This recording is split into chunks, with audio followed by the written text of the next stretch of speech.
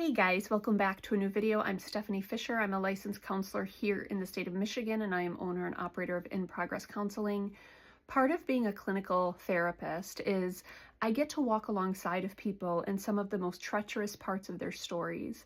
This is especially true as I work with people going through life transitions, and we work together to try to help stabilize after a big instability has happened. And sometimes that's catastrophic loss. And catastrophic loss, I'll often use the verbiage of like the tectonic plates in our life shift, and there's this big eruption or crack or fissure that shows up. And you have the before and you have the after. Those are the types of spaces that I often get to walk with clients. And one of the candid truths of that type of catastrophic loss or that type of rupture, whether it's a significant relationship, whether it's the loss of a loved one, whether it's the loss of, something that's been significantly important to you, maybe it's a career feature, or whether it's a child leaving home, when there's a season that's over, it can feel almost debilitating. And so I can be very candid with clients about, the longevity of that felt sense of loss and the longevity of holding the grief and the pain around this thing that has ended for them. And one of the stories that I can often share, whether I'm walking with people through grief or whether I'm with someone who years later is saying, I can't believe it still hurts. All I can say is I know I get it, because I don't think some of these pains ever go away. I think we move through them. I think we become stronger. I think life starts new chapters.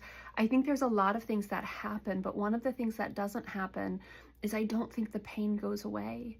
And one of the personal stories is I lost someone significant to me several years ago when my older sister passed away. It was horrific. It was, in that season, like life stood still, and it was like this holding your breath, and it's like, oh my word, like I don't know how to move forward.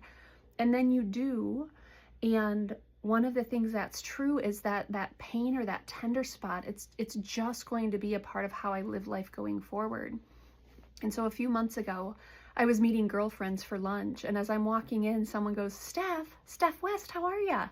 And I look over and it's my former boss, but this is a boss that I had when I worked at the same facility my sister worked at. So we both worked in elder care in an assisted living community. And so I was so happy to see him. And I immediately, after I say hello and, catch up on life a little bit, I go to my phone and I go to dial my sister. And it's like, oh, shoot, I can't actually do that anymore. And it's actually a very tender moment. It's a moment of connection she and I had, but it's a moment that's also gripped with the loss and the reality that even if I dialed the number, there's no one picking up there, right? And that's horrific. And I'll say to someone, I don't think that pain ever goes away, but I'm not sure I need that pain to go away, because I actually want to have tender moments where I pick up my phone and I'm going to talk to her. And it has to stay internal, and then I have to just think fondly of her and remember her. And it's still a very tender moment. It's just not between us. It's about us. And I think that loss is just always going to have resonance. And so, if a client or a friend says, Steph, when does it get better? I don't know that answer. And I think that space always stays tender. And I personally, I'm relieved that it was significant enough in my life to have that tender place that I don't expect to heal.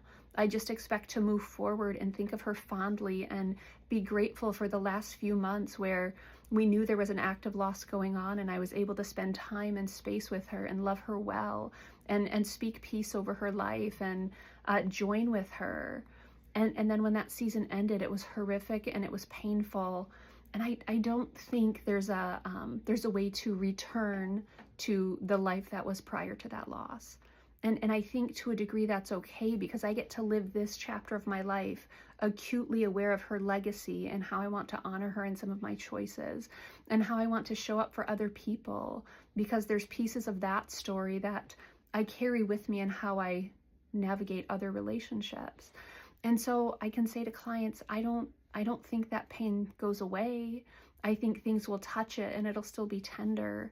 And to a degree, if we can be okay with that on occasion you catch your breath and you remember that it's a loss, but you still honor what was there, honor what you were able to experience historically, I think that's a beautiful moment too.